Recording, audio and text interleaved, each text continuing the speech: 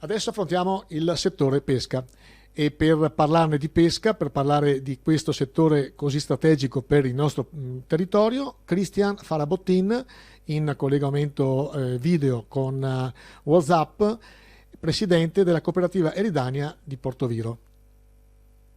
Per parlare di pesca, per parlare dei problemi della pesca in questo momento qua, ho al telefono, anzi in videochiamata, Cristian Farabottin, presidente della cooperativa Eridania. Domanda di rito. Ciao Cristian, come va? E come stai? Ciao, bene dai, salute bene. Ecco, affrontiamo l'argomento pesca. Voi siete fermi oppure i pescatori possono pescare? Come siete messi? Allora, i pescatori possono pescare, però il problema dei mercati ittici che non riescono a vendere il prodotto, essendo tutti i ristoranti chiusi, tutte le attività chiuse, nessuno lo compra il pesce è svalutato. E quindi la produzione com'è? È congelata o riuscite a stoccarla in qualche maniera o dovete proprio fermarvi? La produzione è ferma, praticamente tutto fermo, Ehm, non riusciamo a vendere nulla. Il pesce va svenduto. ecco, in prospettiva, come lo vedete il dopo coronavirus? Secondo me sarà duro riprendersi. L'economia è ferma adesso in questo momento. Penso che sarà duro ripartire. Siamo fiduciosi, ma sarà duro. Ecco, ci sono già in atto oppure in prospettiva delle agevolazioni, degli aiuti statali europei oppure ancora le vostre associazioni di categoria non sanno niente?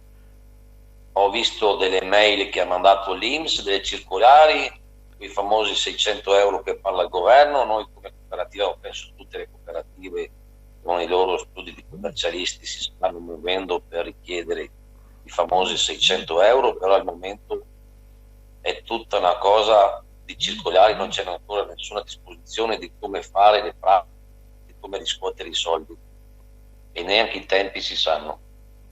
Ecco, il vostro è un settore trainante per l'economia polesana. Secondo te, questi 15, 20, un mese, non abbiamo ancora capito quando si potrà riprendere un attimino la normalità, quanto incideranno sull'economia globale del Basso Polesine, che era un'oasi felice al confronto di altre zone vicine, tipo, non so, l'Alto Polesine oppure anche la vicina Ferrara? Secondo me il Basso Polesine sarà colpito duramente, anche perché oltre alla pesca è chiuso tutto il settore della moreschicoltura, sta per ricominciare la campagna delle cozze per il consorzio di Scargolari e praticamente ad oggi non sta nessun ordine.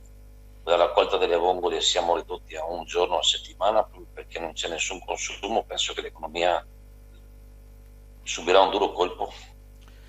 Ecco, io speravo da te una botta di ottimismo, però giustamente molto pragmatico e hai perfettamente ragione ad essere così realista, molto più di me, che è molto più facile dietro una scrivania dire fatevi forza, siete forti qua e là, però effettivamente poi dopo ci si scontra con un mercato che non ci sta aspettando e quindi sarà sicuramente problematico. Intanto ti ringrazio per la disponibilità, io sono vicino alla vostra categoria, abbiamo fatto più di una volta qualche servizio perché sono convinto che è una delle cose trainanti e importanti da preservare per la nostra economia bassopolesana. Ti ringrazio e salutami tutti i tuoi associati in cooperativa. Ok, speriamo che si risolva presto questa situazione. Intanto teniamo duro e restiamo in casa. Bravo. Un saluto.